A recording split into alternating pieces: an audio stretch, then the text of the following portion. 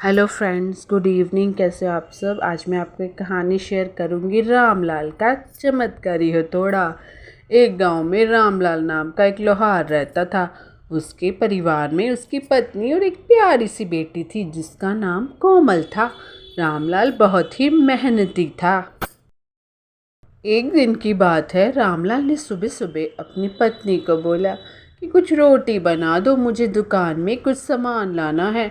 तो आज मुझे शहर जाना होगा, शहर से लौटने में रात हो जाएगी, तो इसीलिए मुझे कुछ खाने को बना दो। उसके बाद रामलाल ने अपनी बेटी कोमल से पूछता है, मैं शहर जा रहा हूँ, क्या तुम्हें कुछ चाहिए। उसकी बेटी ने उसे एक गुड़िया लाने को बोला। उसके बाद रामलाल शहर के लिए घर से निकल जाता है। शहर जाने के रास्ते में एक घना जंगल पड़ता है और उस जंगल में जंगली जानवर भी होते हैं। रामलाल जंगल पार करने के लिए तेज चलता हुआ जाता रहता है। काफ़ी तेज चलता है। तभी उसे एक बाबा पेड़ के नीचे बैठा मिलता है। रामलाल तेज चलता है तो काफ़ी थक जाता है। वह भी बाबा के पास जाकर बैठ जाता है। पूछता है, बाबा आप इस घने जंगल में आराम से कैसे बैठे हैं। बाबा बोले, बेटा रामलाल, मैं तुम्हारी ही राह देख रहा था, मुझे भूख लगी है। अगर तुम्हारे पास कुछ खाने को है तो मुझे दे दो। रामलाल सोच में पड़ जाता है और अपने थैले में से कुछ रोटी निकाल कर दे देता और बाबा से पूछता है, आप कौन हो बाबा, और आपको मेरा नाम कैसे मालूम है। बाबा ने रामलाल को बोला, मुझे और रोटी चाहिए, क्या तुम मुझे और रोटी दे सकते हो। रामलाल ने थैले से बची रोटी वो भी निकाल कर बाबा को दे देता है। रोटी खाने के बाद बाबा रामलाल को धन्यवाद देते और बोलते हैं, बेटा मैंने तो तुम्हारी सारी रोटियां खा ली, अब तुम क्या खाओगे। रामलाल बोलता है, बाबा मैं शहर जा रहा हूँ, वहाँ मैं किसी दुकान से कुछ लेकर खा लूँगा, आप मेरी चिंता ना ही करें। मुझे खुशी है कि आपका पेट मेरी रोटी से भर गया है। यह बोलकर बाबा से रामलाल जाने की अनुमति लेता है। बाबा रामलाल को एक हथौड़ा देते और बोलते हैं, तुम इसे संभाल कर रखना, ये मेरे गुरु ने मुझे दिया था। तुमने मेरा पेट भरा है, मैं तुम्हें खाली कैसे जाने दे सकता हूँ।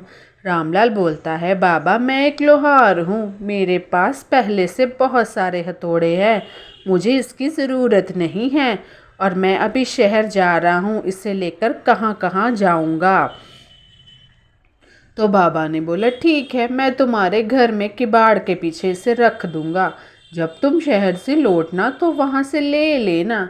यह बोलकर बाबा उसके पास से गायब हो गए। रामलाल इधर उधर देखा पर उसे बाबा नहीं दिखते। रामलाल को भी देर हो रही थी, इस बारे में ज़्यादा कुछ नहीं सोच पाता और शहर के रास्ते जाने लगता है। शहर पहुंचकर रामलाल ने अपनी ज़रूरत की सभी चीज़ें खरीद ली और अपनी बेटी के लिए प्यारी सी गुड़िया भी। फिर भी रामलाल के पास अभी काफ़ी पैसे बचे हुए थे। वो सोचता है, पत्नी के लिए साड़ी भी ले लूँ, वह भी खुश हो जाएगी। ये सोचने का बाद बहुत ही सुंदर वो साड़ी खरीद लेता है अपनी बीवी के लिए। रामलाल कुछ खाना चाहता था पर उसका पेट उसे बिल्कुल बुरा लग रहा था, जैसे कि उसने अभी अभी कुछ खाया हो। रामलाल शहर में अपना सारा काम खत्म कर घर के लिए चल देता है। रामलाल घने जंगल से जब गुजरता है तो उसे बाबा की याद आती है। वह सोचता रहता है कि आखिर वे बाबा कौन थे, वह मुझे कैसे जानते थे। यही सोचते हुए वह अपने गांव भी पहुंच जाता है। घर पहुंचने में रामलाल को काफ़ी देर हो जाती है। जब वह घर के नज़दीक पहुंचता है तो उसे भूख का एहसास होने लगता है, क्योंकि सुबह का निकला भूख तो भाई लग ही जाती है। वह घर के अंदर जाते ही देखता है कि किबाड़ के पीछे हथौड़ा रखा हुआ है। उसे देखकर वह मुस्कुराता है और अपनी पत्नी और बेटी के लिए लाए उपहार उन्हें दे देता है। वह अपनी पत्नी को बोलता है, मुझे खाने को जल्दी खाना दो, भूख लगी है, मुझे खाने के लिए यानी कि कुछ दे दो। उसकी पत्नी रामलाल को खाना परोसती है और रामलाल बहुत ही आनंद लेकर भोजन करता है। सुबह का थका हारा रामलाल अब भोजन तो करना ही है। सुबह जब वह अपना दुकान पहुंचता है, उस हथौड़े को अपने साथ ले जाता है जो उसे बाबा ने दिया है। रामलाल जो भी बनाने के लिए सोचता है उसे हथौड़े से बस एक ही बार मारता है, हथौड़ा सामान बना देता है। रामलाल बहुत ही आश्चर्य होकर हथौड़े को देखता है। पूरे गांव के लोगों को रामलाल के जादुई हथौड़े के बारे में मालूम हो जाता है। रामलाल की दुकान पर ही सारे गांव वाले आने लगते हैं। बर्तन हो या खेत में काम करने वाला कोई भी सामान रामलाल के हथौड़े से मिनटों में बनकर मिल जाता है। एक दिन गांव के मुखिया ने रामलाल को बुलवाया और बोला, रामलाल क्या तुम सामने वाला पहाड़ तोड़ सकते हो? शहर जाने में लोगों को इतनी तकलीफ होती है, जंगल के रास्ते जाना होता है। तो रामलाल पहाड़ तोड़कर शहर जाने का रास्ता यहाँ से अगर तुम बना दो तो बहुत ही अच्छी बात होगी। मुखिया रामलाल से कहता है। रामलाल मुखिया को बोलता है, मैं देखता हूँ। जैसे ही रामलाल ने एक हथौड़ा पहाड़ पर मारा, वह पूरा टूटकर बिखर गया। ये था चमत्कारी हथौड़ा। गांव के सभी लोगों ने उसे मलबे को वहां से हटाकर सारे गांव के लोगों ने वहां पानी डालकर बहुत ही सुंदर रास्ता बना दिया।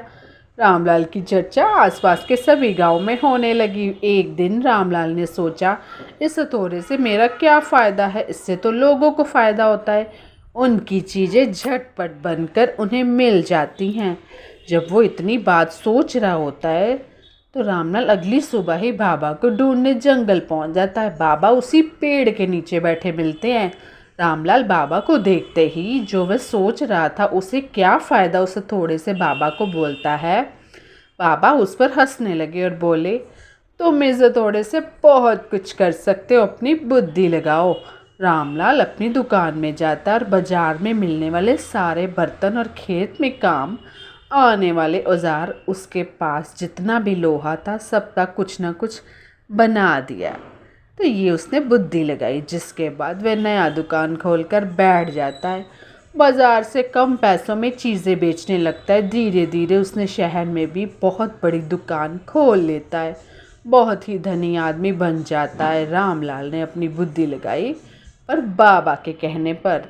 तो इस कहानी से क्या शिक्षा मिलती है? आप किसी भी मदद सच्चे मन से करोगे तो आपको भी जब किसी की ज़रूरत होती है तो आपकी भी मदद कोई ना कोई ज़रूर करता है।